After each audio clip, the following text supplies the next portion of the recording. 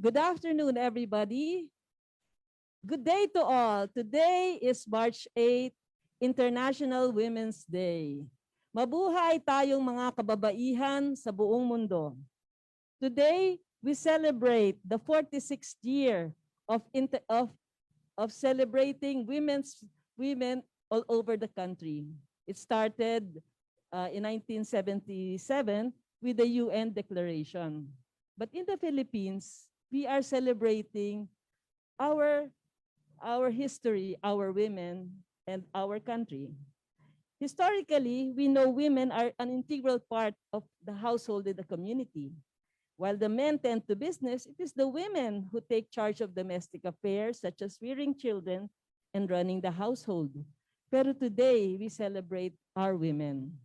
May nagtanong, wala bang Men's Day? Yes, there is. Meron palang International Men's Day and it will be celebrated on November 19.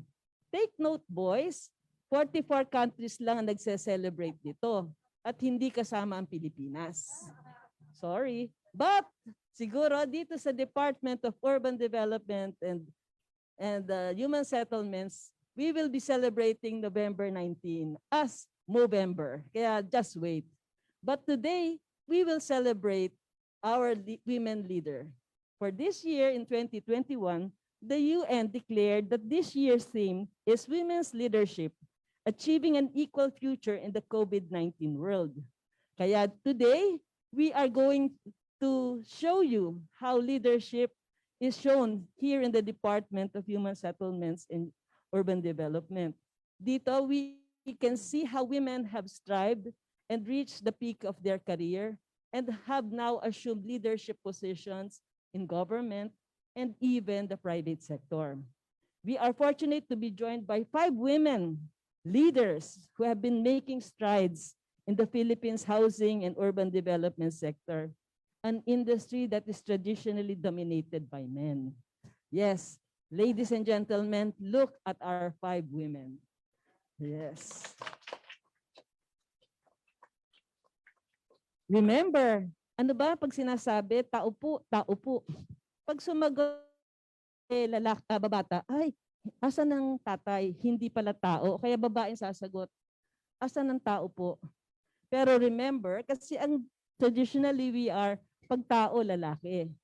But remember, ang sinasabing may bahay refers to women. And dahil this is Women's Month at may bahay, ang ating sineselebrate ay Juana sa Balai, Kababaihan sa Tahanan at Pamayanan. Join us now for an hour of meaningful discussion as we delve deep into the issues and successes surrounding Juana sa Balai, Kababaihan sa Tahanan at Pamayanan. Ako po si Director Jeanette Cruz, tawag nyo ay DJEC as your host. So now, let us look at our Human Settlements, Department of Human Settlements and Urban Development. Okay.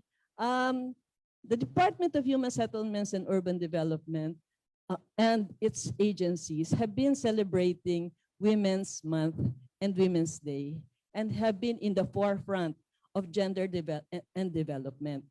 This year, as part of our second year in existence, we started the Women's Month last week with a commitment of support of all the different leaders in our department. So, this is the reason why that we want that this month be a very relevant month for each and every one of us. This week, we are now celebrating Women's Leader, and on the last week of March, we will be looking at our women who are in the disabled category, but who have contributed to shelter and development. So this will surely be an exciting discussion, not only just about policies and programs that promote and protect gender and development and the vision for the future, but most importantly, we will be asking them for their personal experiences.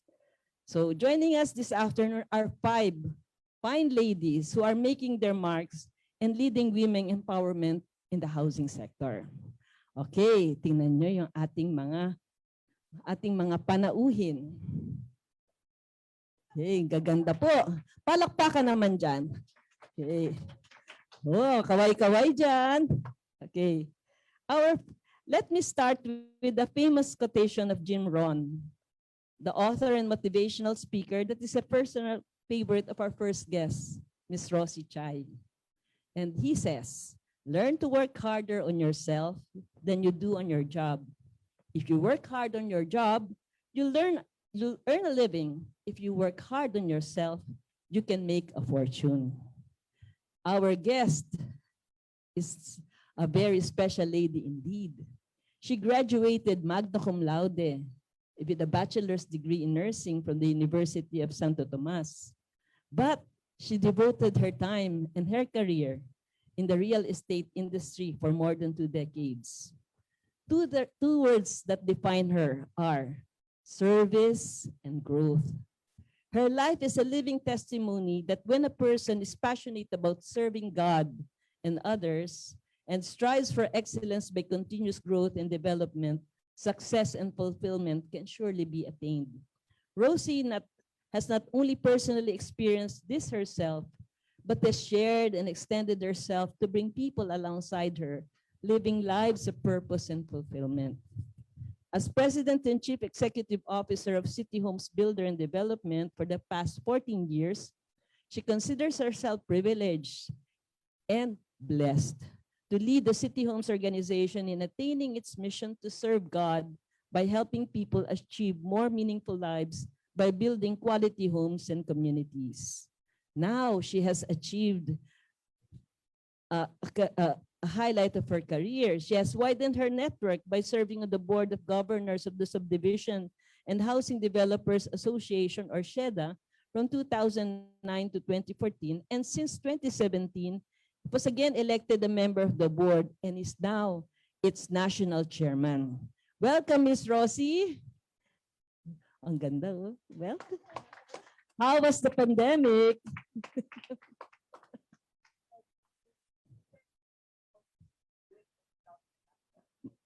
Sige po.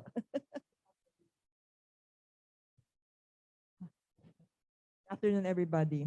I'm Rosie. How is you? Okay, pandemic sa inyo. Pandemic sa amin, okay. The pandemic was actually unprecedented. Everybody knows that. Nobody anticipated it. Nobody prepared for it. And in fact, nobody could predict as to how long it will last or even how severe the effects will be. Up till this time, we are still receiving news about positive cases surging in different parts of the world. For the housing industry, because of the uncertainty of this global pandemic, we braced ourselves for a downturn, basically. We foresee jobs, people losing their jobs. The housing industry, in fact, suffered cash flow problems because of the grace period granted by Bayanihan 1 and 2 on installment payments. Businesses suffered from the slump in collection. As a matter of fact, in our construction sites, we have construction workers stranded in our project sites. They could not go home. They don't have pay. As much as possible for projects that can continue to work within the projects. As long as materials can last, the people have work. Otherwise, wala nang trabaho. So contractors and developers, we try as much as possible to provide food for our workers. These are just some, no? But the best thing I want to say, for the sake, on behalf of our industry, especially for SHDA, for Emerita, together with Marissa here, OSHDAP, CREBA, our dear Secretary Del Rosario was there to support us. As a matter of fact, he lobbied with the IATF, with the Interagency Task Force, for the real estate business, including the real estate sales brokers and agents, to be able to resume operations. And we were fortunate, we were blessed that we're one of the industries that resumed operations earliest. Now, within our own throughout the ECQ, MECQ, then GCQ, all four housing organizations had not stopped working with DHSUD. Even as early as April, Yes. lockdown pa, we were having Zoom meetings, and the secretary was we're ready to listen to our concerns because we anticipated a lot of problems. Now within my own organization, throughout the lockdown periods, we shifted from 40-60% work from home to 100% by GCQ period. Oy.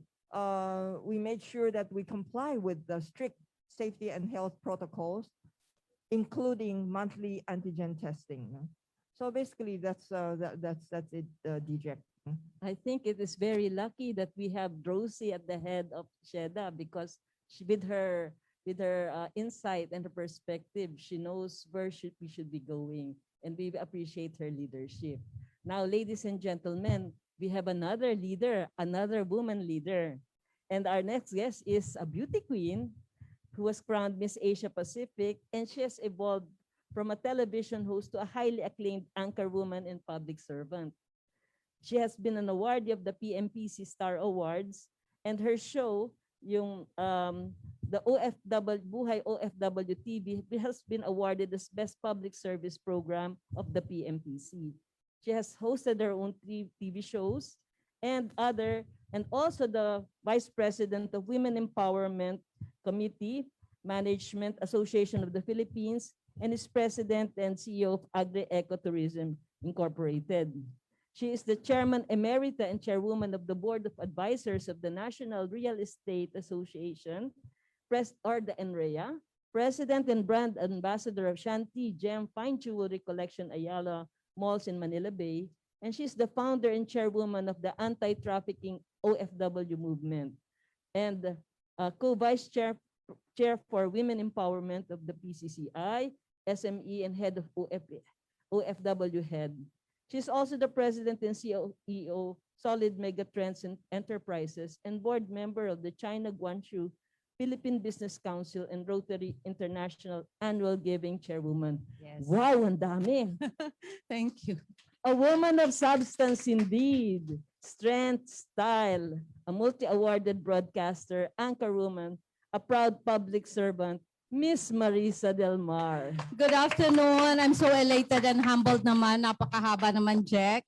Direct Jack. Thank you so much.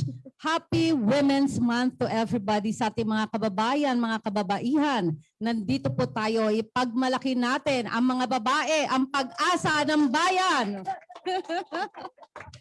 Lalagay ko ng mask. Okay, ang pandemic sa'yo, Marissa? Ang pandemic, yes. Direct Jax. I would like to say that this pandemic has drastically changed our routine, daily routine, and of course, especially the most important one is the hardship on the financial on each and every one of us. I would like to say that especially in our workplace, in our construction business, in our real estate business, we just started working July, and practically we have given our people the much needed support that they can put up in their some sari-sari store, online selling, and some other benefits that we have to do when regards to DOLE initiatives. We did have to retrench, sorry to say, but I'm sorry for all of them. We have to retrench at least 150 of them. Only 1/4 of our workforce is now working, but since we started July, we are now on the 40% of the workforce. And I'm very happy to say, although there are lapses and delays in our construction business, I am happy to say that all our people are very happy working to be back already in their normal sites. And most especially, I give them the benefits of health insurance. And I have them swabbed every 2 weeks. because we want to protect them. We have to protect the business, and we have to protect our clients. But most of all, this is a parenting challenge for everybody in the family. The tension, the fear, the sadness, the uncertainty, it is always there. You can never question dissatisfaction and the stress that this is bringing to our family. But we hope and pray that this will end soon. And together with the housing industry, we will be together in this momentum. We have to strive hard, be better, and do the best we can to be able to save our real estate industry and all the other businesses as well. Ladies and gentlemen, there you have it. We have two women leading the two biggest housing developers association in the Philippines, and they're here in this venue to share their experience. Now, closer to home, the Department of Human Settlements and Urban Development have their own leaders. And we have, of course, ASEC Marissa Aradanas, who is an environmental planner and a Juris Doctor graduate. But ASEC Mel is distinguished herself by being close to the sector. She has been very close to the urban poor by working with the Philippine Presidential Commission for the Urban Poor for several years and the Assistant Secretary under the Housing and Urban Development and Coordinating Council. Ngayon, she is the ASEC in charge of our three bureaus: environmental and land use, housing and real estate development, and homeowners and homeowners association. And she's going to bring her experience and her passion to the policies and programs of these three bureaus. She has been in public service for 24 years and has been very supportive of the programs of the department and of the other shelter agencies. Talagang she makes it a point to go around the Philippines and look for herself what is happening so that she can find ways to improve our development.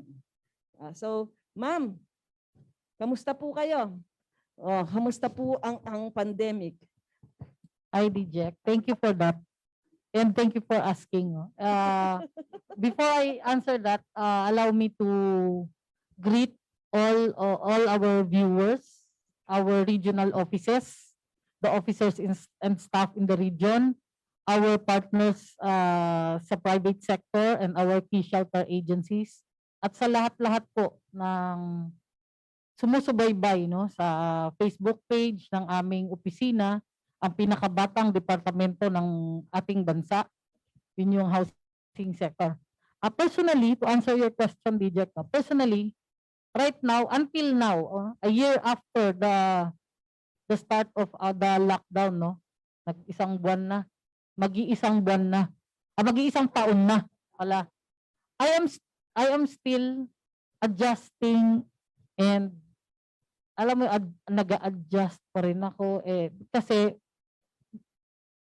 like what Ma'am Rosie said, this is unprecedented, no? Nobody expected this to happen, no? And talagang kung iisipin mo, itong pandemya lang na to sa ating history, no, na inabot natin napahinto yung flights, diba? We never saw that, and a lot of us were stranded, but ang department po ninyo ay nagpatuloy ng trabaho, no? We started with the work from home, na-coin na yung work from home, dati sa private sector lang yun, and now the government is also doing that, no?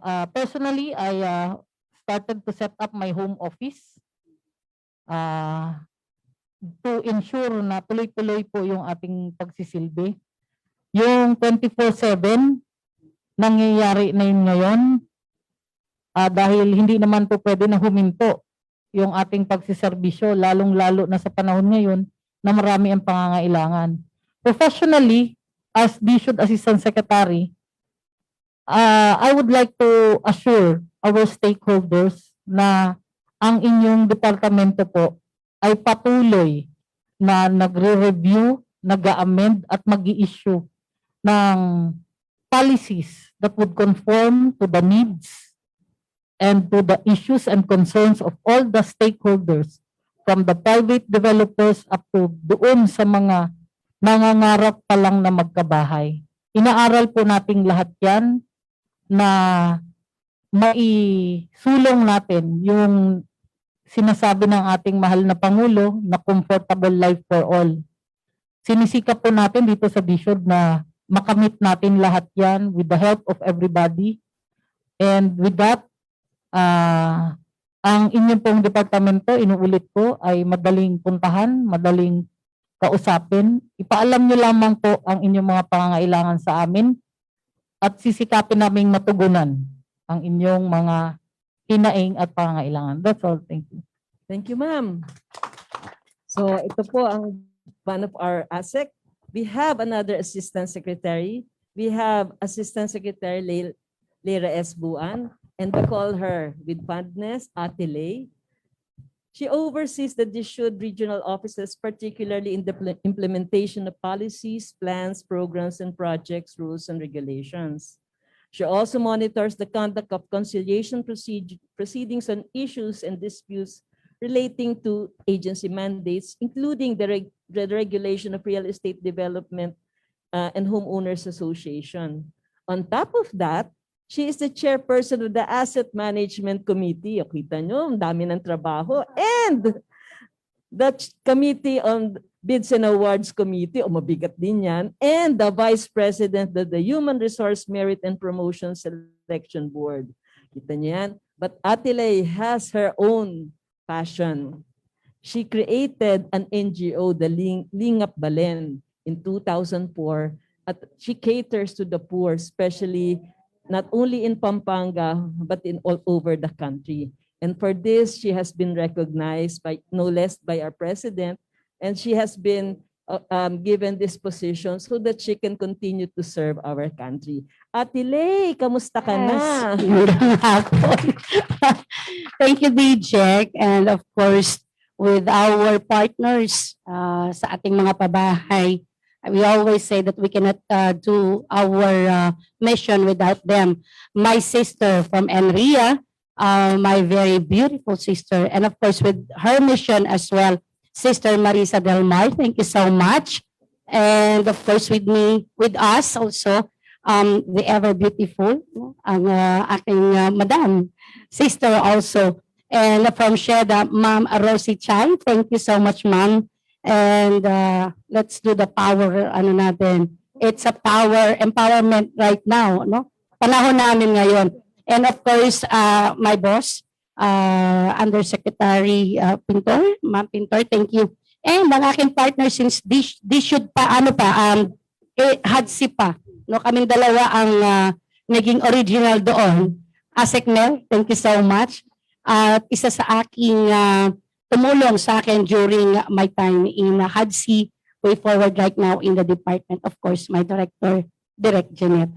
And to all of the people who are now on Zoom, of course, magandang hapon po sa inyo, and people who are now with us through online, naka-live tayo sa Facebook.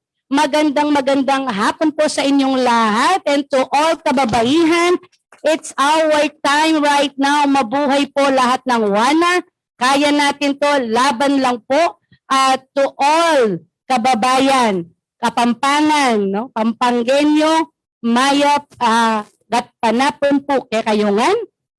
And of course, my foundation, of course, they are all nakatutok through Facebook Live. So magandang hapon po sa inyo, at standby lang kayo, marami po kayong mapupulot. To all of my homeowners association, the women empowerment, stay put lang kayo and you will learn a lot of reasons kung bakit tayo lalaban. Kay si Juana, palaging nandyan, laban lang. Thank you so much, Direct Jack. Thank you. And now, not but not least, we have Undersecretary Marylin Pintor. She is the newly appointed Undersecretary for the DHSUD, bringing with her vast experience in advocating women's rights, women's empowerment, gender equality within and outside of the country. She has served as 4 terms as chairperson of the GAD, Gender and Development Coordinating Committee of the Caraga RDC, which was instrumental in the institutionalization of the Regional Gender and Development Committee in all RDCs in the country. So here in the government, through the Regional Development Council, all government agencies are working closely to have gender and development mainstreamed in all of our programs. And the RGAC is a committee that makes sure that all of these programs, projects, and activities are very effective and working with the LGUs and other NGOs to advance gender equality and women empowerment. Our undersecretary is also a lawyer, a CPA, and has been also been working in other women's non-government organizations, having held leadership positions and received awards for achievements in advancing UN Security Resolution 1325. Her commitment and experiences have opened opportunities for her to become a resource person to share success stories both at the local and international levels. As God champion, tawag namin ay goddess. Her first agenda for the department is to institutionalize the gender focal point system as mandated by the Philippine Magna Carta of Women, which will be responsible in mainstreaming gender in and out of the department. Hi, Ma'am. Hi, Ma'am Goddess. Hi, DJ. Good afternoon and thank you. Okay.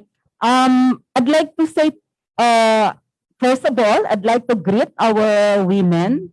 Happy International Women's Day. So it's March 8th and we are all celebrating, the whole world is celebrating Women's Day today. And we at the department is joining the whole world in celebrating Women's Day. So DJ, kanina tinatanong mo yung iba kung how are they during the pandemic.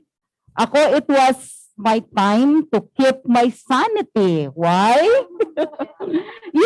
you know that I'm single and I live on my own here in Manila.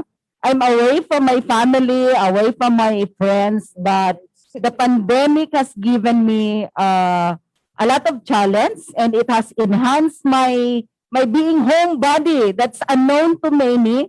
I'm a homebody person. So yung cooking skills ko na enhance, okay? So yung aking pagiging dressmaker na enhance din. And yung skills ko sa paglinis ng bahay na enhance. So yung aking pagiging Juana, at the same time I was busy working because I was here, no? Dito ako na lockdown. So I have no choice but to do my work assigned to me by our secretary, help, as mentioned by ASEC Mel, we were busy reviewing the policies of the department. At the same time, parang nire-revise namin yung mga policies to give or to address the concerns of our stakeholders during the pandemic. So, thank you, DJ.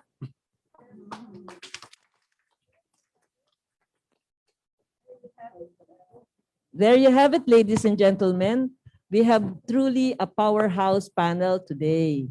So let us begin. Can we start with our talk show?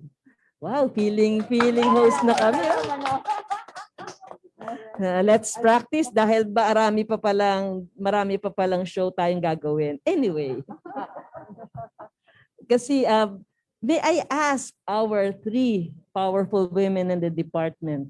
You have been in the government service for a significant time now.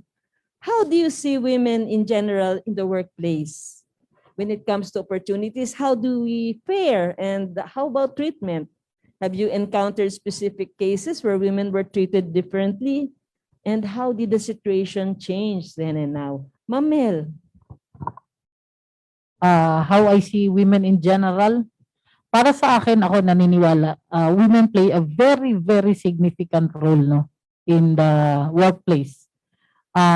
Una na, sa bahay lang natin, no, ang babae, very significant na yung ginagawa. Although siguro a number of men would not agree, but ang babae talaga yung pinaka-disciplinarian eh. Alam ko kasi sa family ko, mas takot ako sa nanay ko kaysa sa tatay ko eh. No? So, ganun din sa workplace.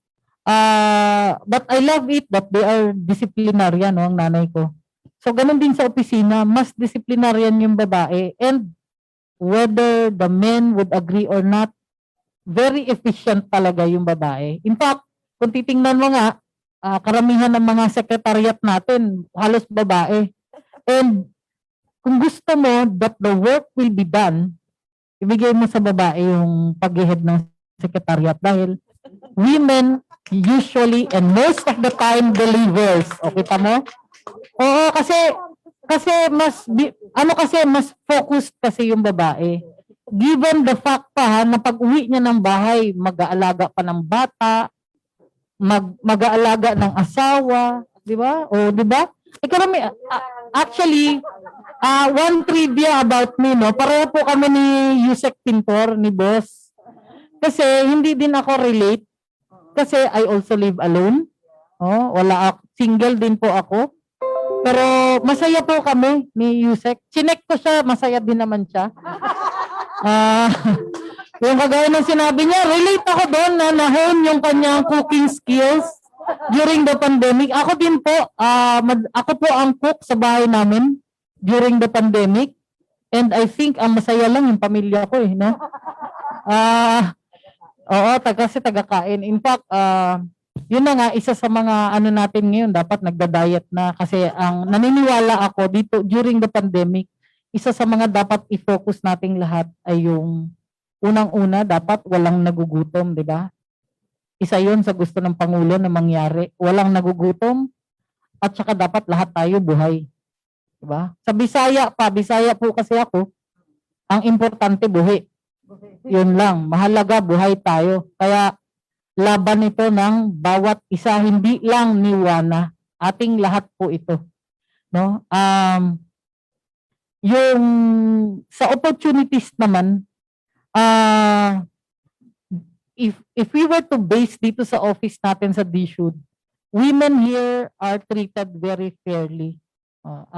If we would base it on the women of our staff complement, most of the staff ng DHSUD po ay babae. In fact, last Monday, our beloved secretary asked everybody, no, lahat ng babae to go upstage for a photo ops, no? Wala pong naiwan halos doon sa bleachers, no? So meaning to say, pag sinabi mo lang opportunity, dito sa DHSUD wala po kaming problema noon, no? And sa treatment naman, yung treatment, I knew personally of an instance where our secretary, si Sec Ed, categorically stated na dito sa workplace sa DHSUD, he assured all the women na they will be protected and respected. And once na meron lang siyang mabalitaan or if ever na may mangyari na harassment or whatever, just let the secretary know and he will deal with it with an iron hand. I heard him say that personally. So, doon sa mga staff natin sa DHSUD and sa mga stakeholders, you are in good hands dito sa DHSUD. Yun lang, DJ. Thank you, Thank you. ma'am. Talagang nakikita yung ating opportunity sa DHSUD. Ma'am, Ate Lay, paano naman po kayo? Ano yung nakita nyo na patas ba ang trato sa mga kababaihan dito sa tanggap sa ating kagawaran? As Mel mentioned a while ago, wala ko nakikitang it's really a fair and square dito sa ating departamento. Actually, yung mga lalaki ang nagka-complain eh. Bakit daw sobrang dami ng mga empleyado pala na, if I may remove lang, sobrang dami daw ng mga empleyado na babae na nagsiselos na si secretary. Sabi niya, dapat mag-hire kayo ng mas maraming lalaki. But then sorry, marami na talaga tayo. Talagang the empowered women right now ay nagiging makulay. Siguro this advocacy right now nagkakaroon ng kulay because in the urbanized, highly urbanized area, in the cities, parang they are very much aware of what is a women empowerment. Unlike dito sa ating mga villages, no? Yung mga probinsya, yung mga dulong-dulo na, meron pa rin, marami pa rin na mga kababaihan na hindi makakuha ng proper thinking na ang iniisip nila, ang buhay nila ay ang lalaki. So, I can merely speak with this because of my foundation on the women empowerment. When I was not in the government, I was once abused and experienced all of this type of abuse being a woman, no? So, dinala ko lang to, no? From the business side as a private. Now I have this opportunity to be in the government, and my position can be merely an instrument. And I think magiging tulay lang ako. Tulay lang ako kung saan ako bumangon bilang babae. Tulay lang ako papunta sa mga kababaihan right now sa kaduluduluhan ng sulok ng ating mga bayan, mga probinsya. I never stopped naman until now with my foundation that every time, ang sabi nga ni Asek Mel, importante buhay ka. Ako po, nabuhay lang ako. Kasi literally, I was I passed away for 4 days. Na-comatose ako. So my experience is in the 700 Club. 4 days akong na-comatose, and this is my gift life from the God above, that He is telling me that your mission is not yet done. So I will bring you back to do something for the women na kung saan ako nadapa, I can show to the women na kung meron silang experience, no, kaparehas ng mga nasasalanta sexually, physically, spiritually, and morally, may buhay pa. At may pagkakataon pa hanggat buhay ka, and God is giving you a mission right now na kung saan you need an instrument. You need an instrument kung saan I am saying, I'm here, and I can be an instrument to all the women out there who need my assistance. I never stop. So ito lang po masasabi ko, being an assistant secretary here in the department, I go down to the community to see not only the life of a family, but particularly the life of isang nanay, of isang single mom. Of course, ang single dad din, wag na kayong magselos. The single parent as well, kung saan kayo mabubuhay at kung saan kayo huhugot. And that is my mission, never-ending mission for the families and for the women na nandyan to be empowered and realize the life is not, hindi po huli ang lahat for the people who are there right now. Meron po pag-asa. Habang buhay tayo, God is there, and there are so many inspirations, instrument na nandyan lang po. Mag-reach out lang po kayo because we cannot just simply see you, be with you, but once you reach us, we will be there for you. Thank you so much. Thank you very much, Ate Lay. Kita nyo, babangon tayo kung saan ka nadapa, bangon. Mga babae tayo, kayang-kaya natin ito. Ma'am Yusek, ano po ang masasabi nyo sa una nating tanong? Paano ba? Patas ba ang gabi? Okay. Siguro, Jack, how I see women in general, I would say that the playing field is not really equal for men and women. Why do I say that? Although I'm new to the department, I'm not new to gender mainstreaming. And in real estate industry, I have seen that the playing field is not really equal for both men and women. Why do I do that? Why do I say that? Like in particular, I have encounters with our developers, and I would say that most of them are men. In allied services, in real estate industry, like in plumbing, in carpentry, in electrical, So sino makikita mo doon? Kalalakihan, di ba? So why is that? No? Yun yung tanong ko din sa sarili ko. Why is that? Maybe we haven't really created an enabling environment for our women to be in that men-dominated world, like the real estate industry. But I can also say that maybe because our tools are not women-friendly. Okay? So for example, sa trabaho ng isang plumber, di ba? The tools, I have held them myself. Napakabigat. So hindi siya friendly, hindi siya sensitive to the needs of women. And that fact prohibits women from entering the world of the construction or sa plumbing or sa carpentry, no?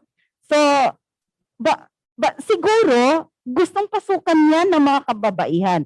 Only that the environment is not friendly to women. So, but I am proud to say that in the department, okay, I have made analysis on the statistics. There is gender balance in our leadership.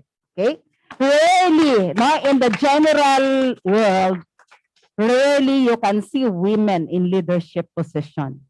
But from directors up, so we have 59% male and then 41% female. Okay? But sa directors at the central office, bureaus and services, we have actually 50-50. 50 men, 50 women. Okay? Equal. But in the regional offices, out of 16 regions, we only have 5 women regional directors. And then, nananawagan kami sa maraming kababaihan. Please apply, no? Because we need to see more women, no, in the regional offices. True, yung sinasabi ni DJEC, ni Asek Mel kanina, maraming kababaihan sa DHSUD, no? Actually, more than a majority. But where are they? Are they part of the decision makers? Kasi yun yung question. Because, as you know, yung population natin, almost 50-50. 50% men, 50% women. If you will not allow women to be part of the decision making, then ang concerns of the half of the population will never be attended to. So, I think that would be all for now, DJ. Thank you. For giving us an insight on the statistics. So kita nyo, the department is strive for gender equality and is very successful in doing so. But Yusek Pintor's sharing now leads me to look at our 2 guests. Oo nga, but I heard, ma'am, na ang magaling na welder ay mga kababaihan. But in the shipbuilding.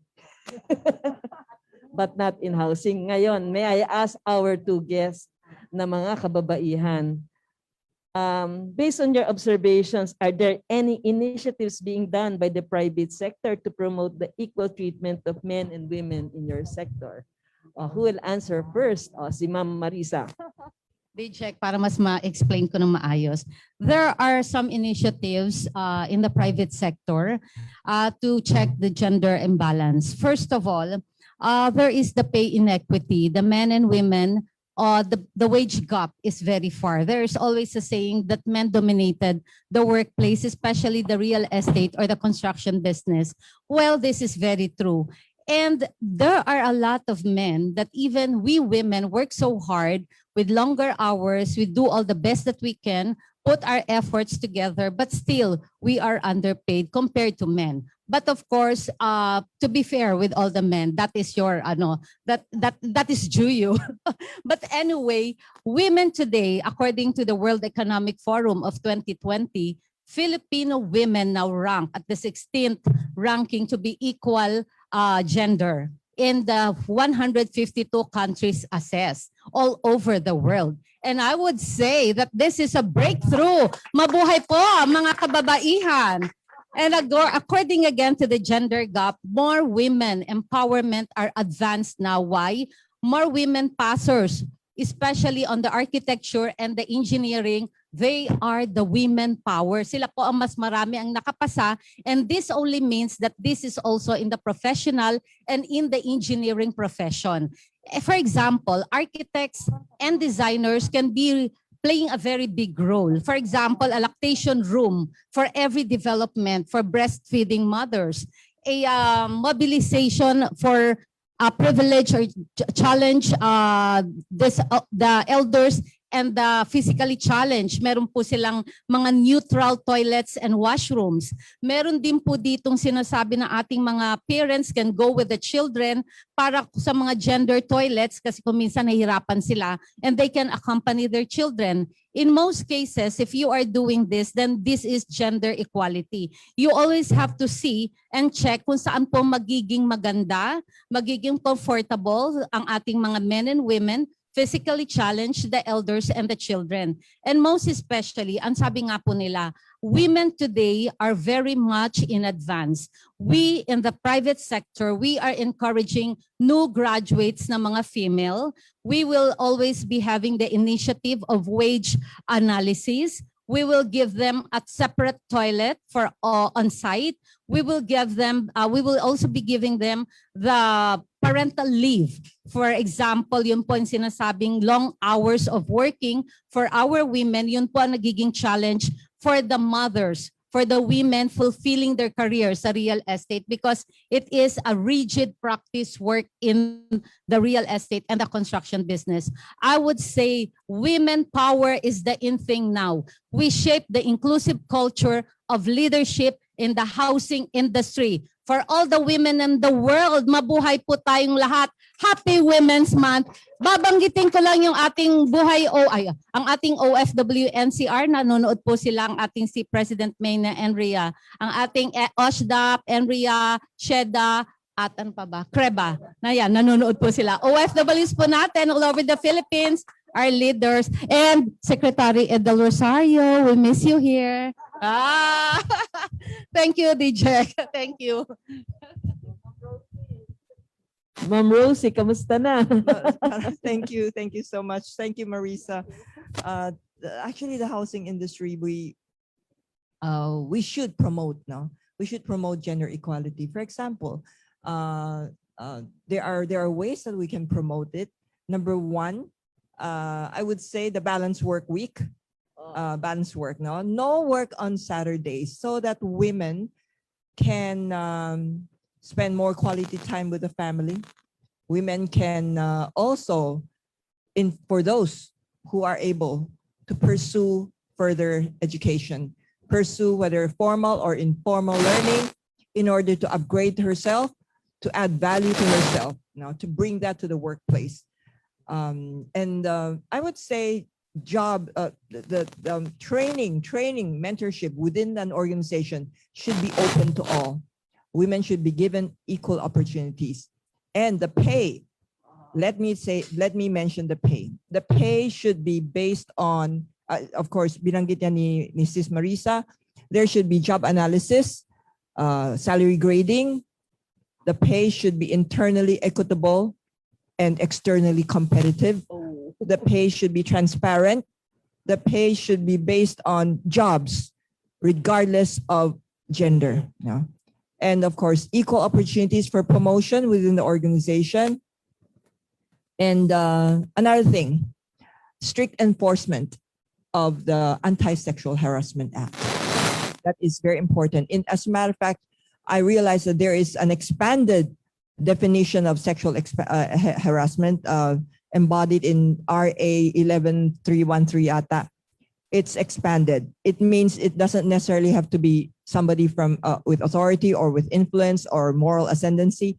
Even for even a peer or a lower rank can be charged with can be criminal liable for sexual advances that are unwelcome or offensive to the victim. So there are many ways that we can promote gender equality. The more important thing in my company, there's no problem because I'm the one making decisions now. But our men, the men in our company, they respect women because of the culture. Okay, because of the culture. Okay. And if I may say this is one thing that I espouse. It is a personal conviction, and I share this everywhere I go. That hindi tayo marunong kasi, Maris. You should have given us tips. I share my conviction that at the foot of the cross, everybody is equal. Mano. Amen. We are all sinners. God loves us equally. So why not give due respect to every single person, regardless of gender, race, rank, position? No, that should be what a woman should be capable of doing. That should be our passion. Okay, thank you. Thank you. So talagang now it raises, talagang na-curious ako. May I ask our two guests, how did you get to the top of your organization? Was it charm? or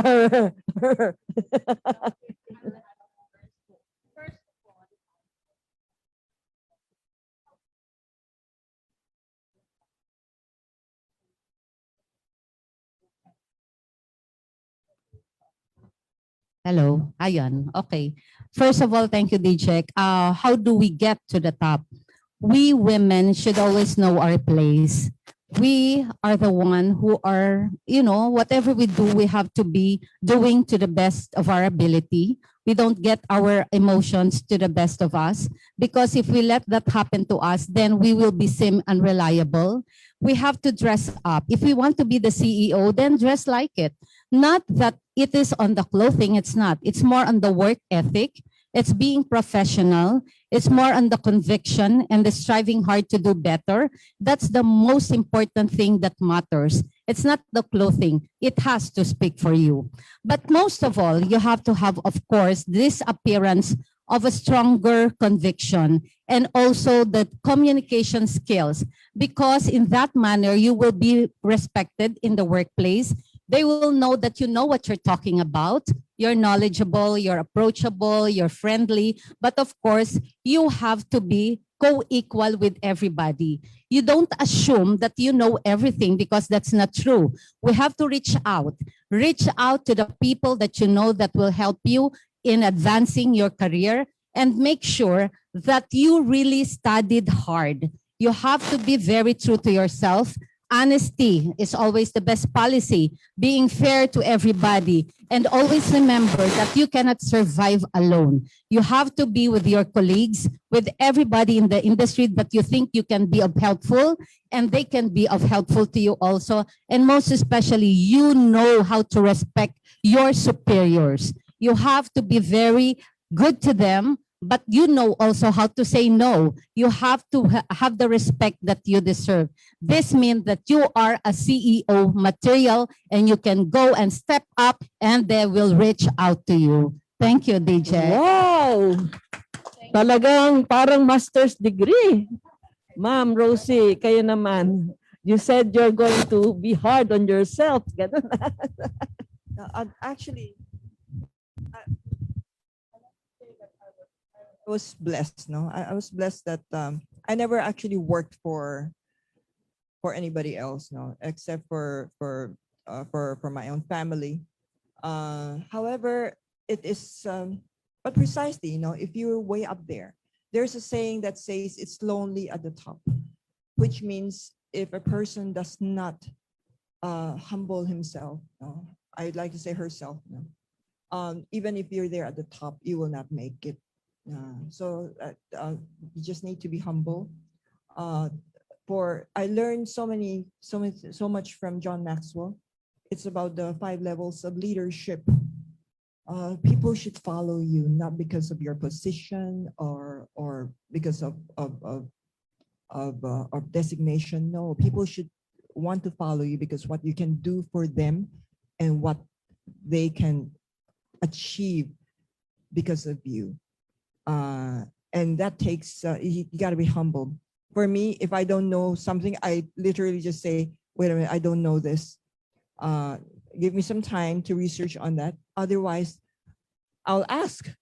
That's a good thing about SHDA, if I may say, and in fact, Andrea, or even OSHDAP, we help each other. I make sure that I ask the board, other board members. The men are very helpful. In fact, the women, don't forget, men can be your best friends. Okay. And how do you do that?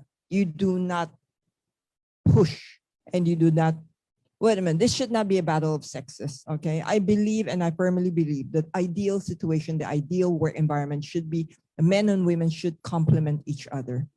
The strengths and the weaknesses, we should learn how to recognize each other's strengths and weaknesses and complement each other. So the rest, Marissa have said so much. If only you could pick up 1/10 or 20% of what Marissa shared, I'm sure you will be on the way. And hopefully one day somebody's gonna say, Virginia Slims, you've come a long way. For those who are younger, you don't know this. For those who are older like me, I know that. that was Virginia Slims. No, it's a cigarette. You've come a long way, baby. Baby. Okay. You've come a long way, baby. Kita niyo yan. Also, ating mga listeners, these are very precious words. O ngayon, dako tayo sa government.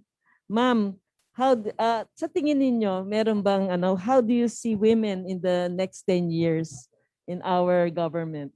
Ma'am Mel? I think I'd rather have my boss answer that, reject, Thank you. for lack of time.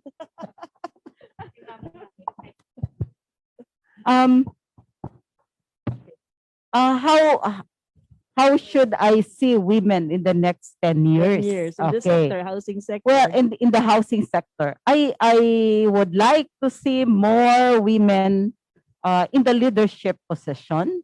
So in a way, I'd like to see a gender balance in the housing sector, and including in the allied services, because the housing sector is really to me is really a men's world.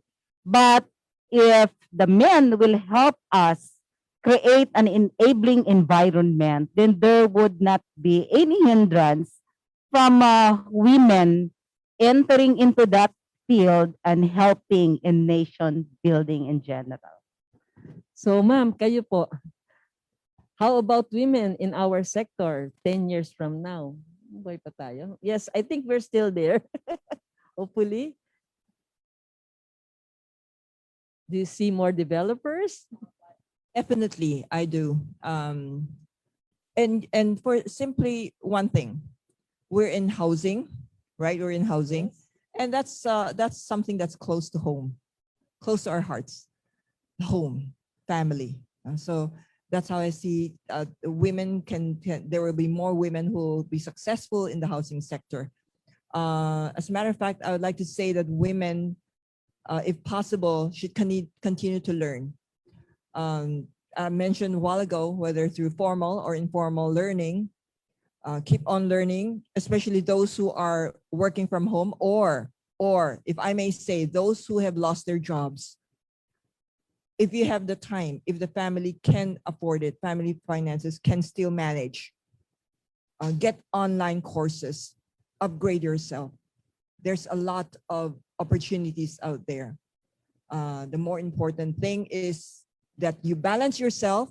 For women, we are endowed with what they call the soft power traits compared to the hard power traits. So make use of your soft power traits. Some of them: communication, flexibility, patience is a virtue that a lot of women have because of how we were brought up, the exposure that we have in caring for the families. So make use of that, balance it off, and learn. And I would say that because of what is the need, the housing demand, there will be more activity, more work that's needed, and we need women in the housing sector. And if I may share again, women, you exert your power, especially to be able to help the needy, to help the vulnerable. However, However, let gentleness be evident. Let us all emulate the way of Jesus Christ. He is to me, he's a role model as far as strength under control is concerned. That's being meek, humble, gentle, but so powerful. That is how I see women. Women should exert strength while being gentle. A verse in the Bible, it's in Matthew chapter 5, part of the Beatitudes. Jesus said, "Blessed are the meek, for they shall inherit the earth." So let us believe in that, because we are created by God for purposes. So find a purpose in your life. That's so important. Start with a purpose, then align with God, and the rest will follow. Wow. Pero meron din, I heard there is a saying, behind every successful man, there is a woman. But I also believe behind every successful woman is another woman. Because nandyan ang ating mother and nandyan si Yaya. Yes. And I think this is true. We could not reach our position hanggat wala nag-aalaga si Lola, si Mama, si Ate, at saka si Pinsan. This is usually the role of the women, of the girls. So now let us malapit na rin tayo matapos. In this pandemic, ano pa ang pwede nating mabigay na advice? Lalo na si Ate Lay na meron siya mga advocacies. Ma'am, pwede nating ma-share kung ano pang pwede nating gawin in this pandemic para maibsan ang kahirapan ng ating kababayan. Well, actually, when we are visiting a community right now, especially with our mga nanay, no, they are all with their own capacity. Ang sinasabi nila, during this pandemic, and they are right now seeing this pandemic will stay for a while pa, no? Since nawalan sila ng trabaho, the father of the family na-relieve sa trabaho. So one of the project right now with the community is the urban farming. We are now trying to implement na magkaroon ng sariling small garden, which sinimulan ko sa bahay namin, and my foundation sumunod. And with the, imagine in my condominium, I have these herbs, I have these vegetables. Yes, nasa tukto ako ng condominium, but then again, nag-aani kami ng sarili naming mga gulay, which is fresh. At the same time, sipag lang. During the pandemic, may maraming nagutom. We have to face the reality. But then again, sa panahong ganyan, you cannot just simply ask everything from the government. So what you can share on within your ability, then do it. Kung masipag ka, may paraan pa yan. No? And if you keep on saying na aasa ka sa sinasabi nilang tasyon, ng mga LGU, ng gobyerno, yung mga ayuda.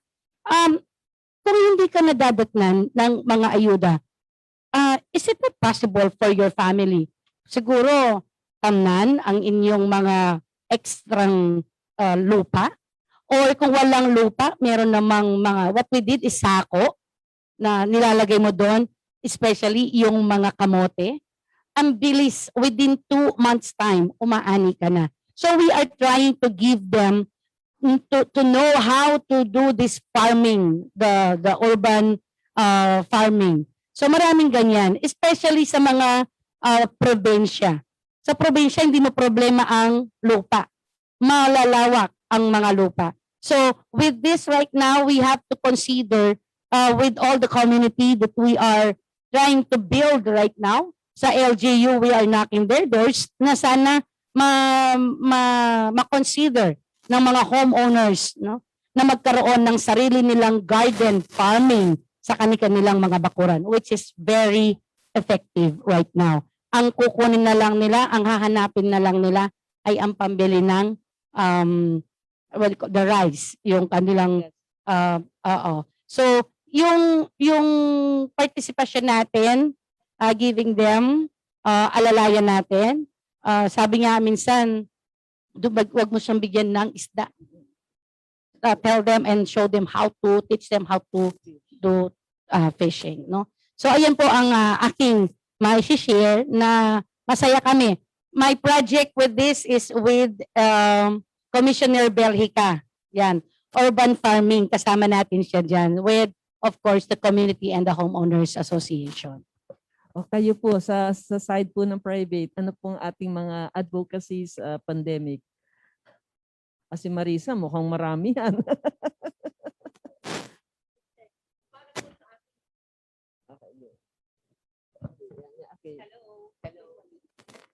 Hello. Ayan. DJEC, sa atin po sa private sector, ano po yung mga pinaggagawa natin para makatulong sa mga kababayan natin? First of all, I would like to say, get involved sa social media because nowadays, businesses is almost all over the page. Yung mga large viewers natin ay mga kababaihan. You can sell anything under the sun for as long as it is viable, it's fresh, it's genuine at legal. You can sell it sa online. Always remember na ito na po ngayon kasi ang medium natin ngayon. Secondly, we also give expanded assistance sa ating mga tauhan. But of course, we cannot always do that. Sabi nga ni Ate Lei, you cannot always help them na ibibigay. You have to teach them how to fish. So nag-umpisa rin po kami mag-farming, agri-farming, the Agri-Ecotourism Limited that I started. That's very new. Nag-umpisa lang po kami ng June, practically lockdown. So I'm very happy because right now may mga vegetables na po kami. Nagtayo tayo ng coffee cacao that will take 2 years. May mga fruit-bearing trees na tayo. May banana, may kamote, may apricot, may ano ba yun, noni. Marami po. But we have employed at least 40 to 50 na wala pong trabaho. Yun po ang ginagawa natin ngayon. Kaya every weekend, nandiyan po ako, nasa farming. Farmer na po ako ngayon. Farming, nakataklob lahat. Nakataklob. Oo, kagaya ni Ate Lei, napakagandang farmer. At ang masasabi ko po sa inyo, we just opened our business. All the businesses are closed. We just opened October for our Chantigem jewelry. And I would like to say, na hindi man ganong kaganda this time, but we are learning para po pandagdag sa ating mga payables. You know that, sa business, payables sa mga rental, sa mga utility bills, etc.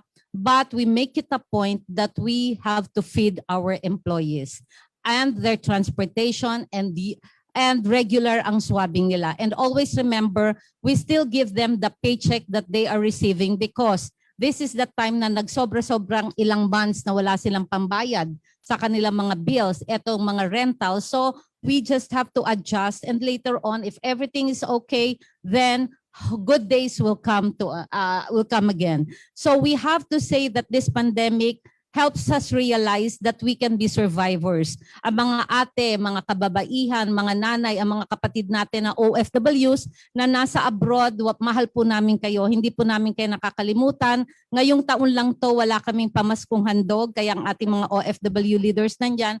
Pero mahal po namin kayo and we are starting to do more for you. Hantay-hantay lang po. That's why we're doing more businesses to be able to cope with the unemployment. Maraming salamat po mga ate, mga nanay, mga kapatid, mga tiyahin. Mag-ingat po kayong lahat. Be safe and stay healthy and long live po sa inyo. Salamat po. Thank you po. So makikita natin mga kababayan na kahit ganito ang ating kalagayan, buong-buo ang ating pag-asa at saka yung buong-buo ating kalooban na natugunan ng ating mga pangangailangan. Any words for of hope and and motivation sa ating mga nanonood dito, Ma'am Asikmel. Okay, since malapit na matapos, no? May queue na eh. No? Just allow me to to to assure no our viewers na ang Pilipino talaga sadyang resilient, no? Kasi one proof of that in the construction business, in the housing sector nowadays, may sinasabi sila na kaya nagmahal yung mga construction materials is because during the pandemic and during the lockdown, Filipinos started to, rebuild, renovate their houses because they have time, no? But also, hindi ko naman inaalis na there are those na nawalan din ng trabaho, no? But what can I say for those who lost their jobs? Simply lang po, let us better ourselves. Just like what was stated kanina, there are a lot of online classes, online trainings. Siguro sabi nga, when God closes a window, a door, He opens a window, no? May mga opportunities na hindi pa naman natin nakikita as opportunity. Pasasana't makikita natin yon. Kailangan lang nating lawakan yung ating pag-intindi at pagtingin, no? Let us help stop the lung syndrome, no? Kapag sinabi, babae ka lang, we should put a stop to that. Ipakita natin, mas resilient nga ang babae because just based on my personal experience, most of my friends are women and karamihan sa kanila, ang karamihan naman ng pinagdadaan ng bagyo, yung mga relationship problems nila, no? And mind you, women can bounce back easily, no? Nakakapag-move on ng mabilis yung babae. Pero ewan ko, sabi nila ang lalaki mas mabilis daw. Pero palagay ko depende. Siguro my friends are simply very resilient and very strong siguro, no? There are varying opinions on this, but well, it's my experience, no? So yun lang po, let us better ourselves. Let us learn to give value and premium doon sa kayang gawin ng mga babae. Because that way, that's the only way that we can survive, no? Hindi natin alam kung hanggang kailan ito maging ganito. Maging matapang tayo and just don't give up, no? Ang akin lang, simple lang, the fact na I am able to wake up every day, pinagpapasalamat ko na yun sa Diyos, di ba? Kaya yung mga nagsasabi, hirap ako matulog, magpasalamat ka kasi mahirap kung hindi ka nagising. Di ba? Amen. Yun lang po yun. Maraming salamat. And before I end, just allow me to greet my mom an advance happy birthday. Mama, the wind beneath my wings, happy birthday. 75th birthday. Well, happy I love you, Ma'am. Happy birthday. Yusek Pintor, baka meron kang mga words of wisdom matapos ang ating tatlong powerful ladies. For me, I hope to see a world where there is equality between men and women. And hopefully, women will not suffer anymore from discrimination. And then another word of advice, probably for the women, I would like to encourage all the women to know your human rights. And also, know that the men also have rights like you because they too are human beings. Parating tinatanong, kailan ba natatapos yung ating human rights? Saan banda ang end, no? Katapusan ng ating human rights. Ang sabi nila, your rights end where the right of other person starts. Okay? So siguro ang importante doon is we need to respect each other, no?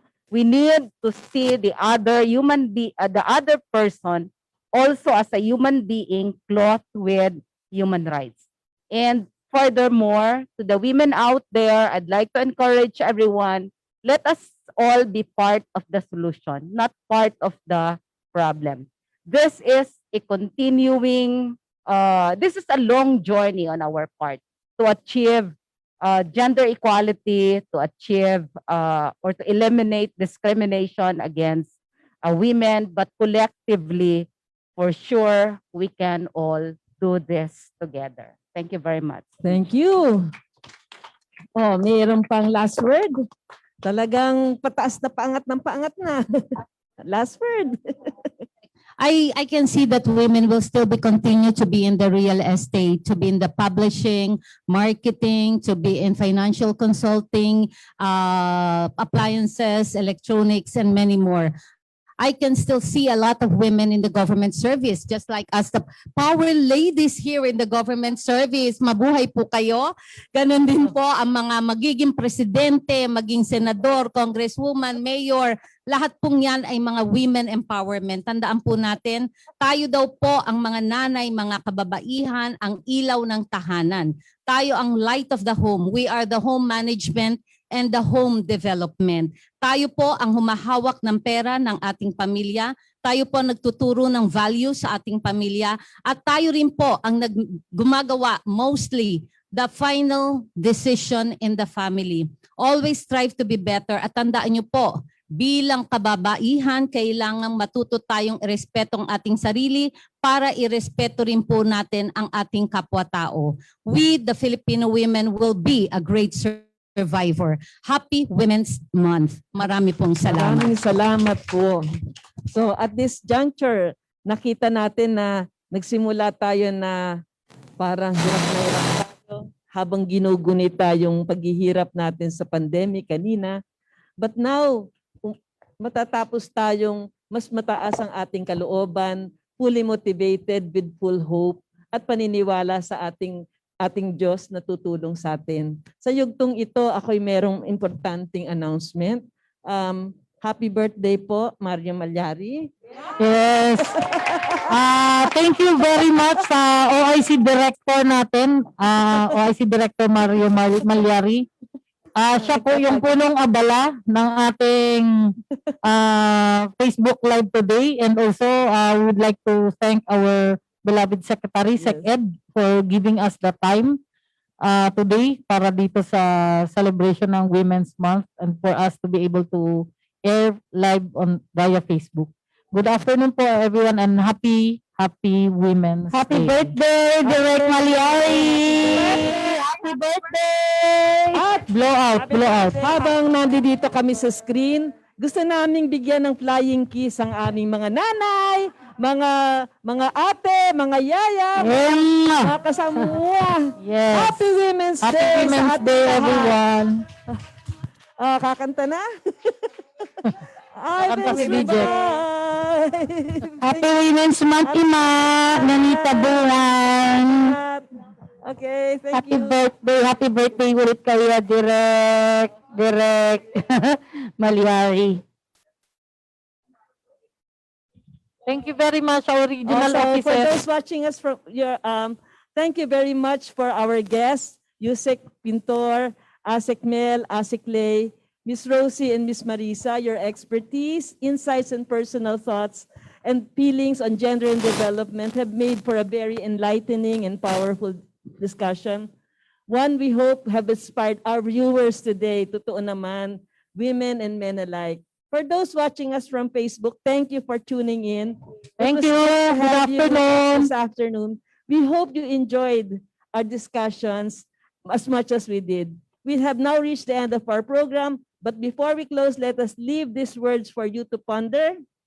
Juana sa balay, matatag, mahusay, kaagapay sa bawat bahagi ng buhay. Mabuhay ang kababaihan! Mabuhay! Good afternoon, everyone. Good afternoon, everyone! Thank you, regional officers. Thank you. Thank you! Till our next.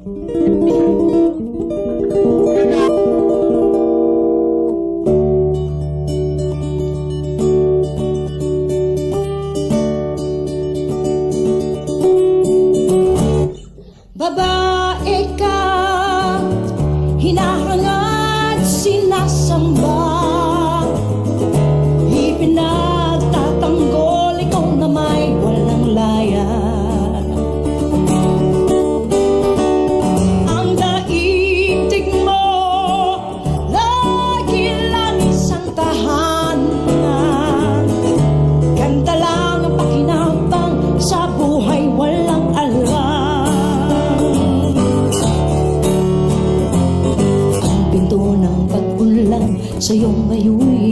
tira. Harapin mo, buksan mo, itang mo ng iyong pagkatao.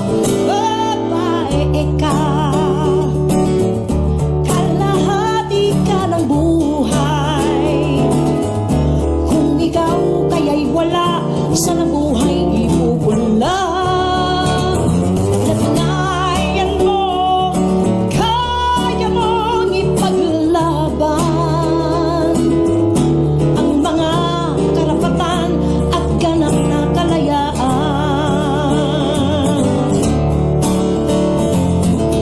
Pinto ng pag-ulan sa'yo ngayon'y nakabungan. Harapin mo, buksan mo, itang mo ng iyong pagkatao. Babae ka.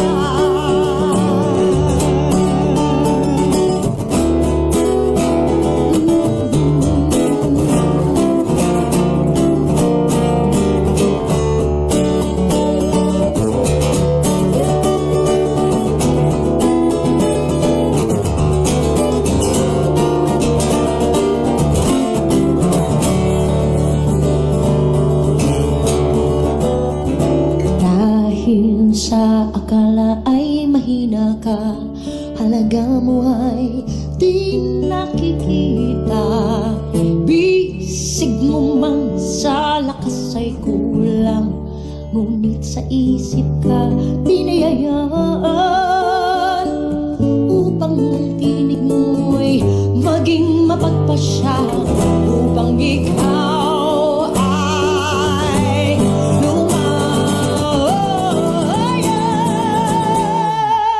lumaban ka. Babae, may tungkulin ka sa pagpapalaya ng bayan. Yan ang ating simulayin.